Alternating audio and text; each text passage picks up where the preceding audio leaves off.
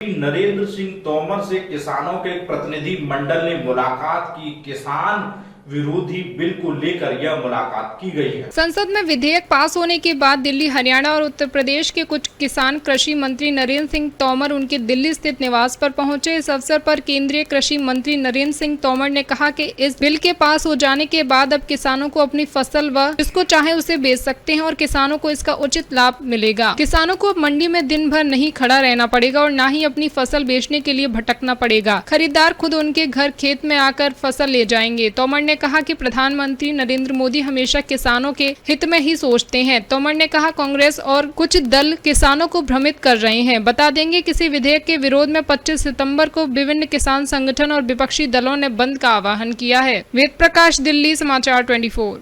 मेरा मानना ये है कि ये विपक्ष के पास कोई मुद्दा ही नहीं है, मात्र एक इसके ऊपर ही ये वैसे हल्ला मचा रहे हैं। किसान के हित में इससे बढ़िया बिल आया ही नहीं आज तक 70 साल के अंदर पहले। ये जो कृषि सुधार बिल हैं, ये दोनों के दोनों किसानों के जीवन में क्रांतिकारी बदलाव लाने वाले हैं। जो किसान है वो इसे समझ रहा है, लेकिन बीच के बिचौलिए और ये कांग्रेस के नेता जबरन देश को गुमराह करने का एक असफल प्रयत्न कर रहे हैं, जिसमें ये सफल नहीं होंगे।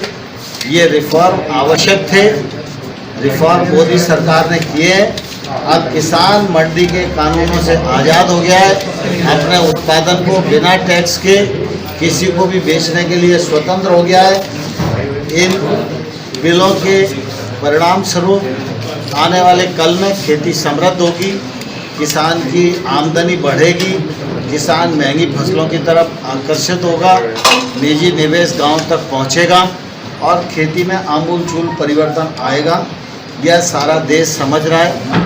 वो चंद लोग हैं जो राजनीतिक और निजी स्वार्थों के चलते इस सारे मामले को मैं देश को गुमराह करने की असफल कोशिश कर रहा हूँ। लेकिन तोमर साहब, आपके एनडीए के सहयोगी अकाली दल भी 25 तारीख को चक्का जाम करने की बात कर रहा है पंजाब के अंदर।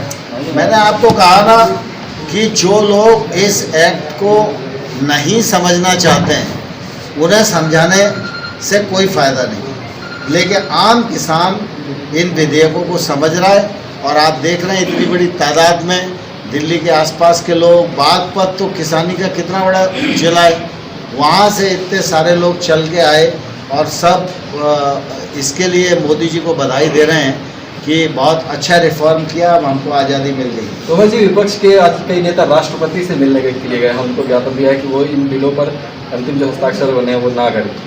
हर व्यक्ति का लोकतंत्र में अपना अधिकार है। सर, एमएसपी को लेकर भी विपक्षी लगातार हमलावर रही है और मैं समझता हूँ कि एमएसपी के बारे में आज देश के किसान को तो कोई शंका नहीं है। सिर्फ शंका किसको है? जिन कांग्रेस के लोगों का किसानी से कोई लेना देना नहीं है। एमएसपी थी और एमएसपी जारी रहेगी। खरीफ की और रबी की दोनों की एमएसपी घोषित है।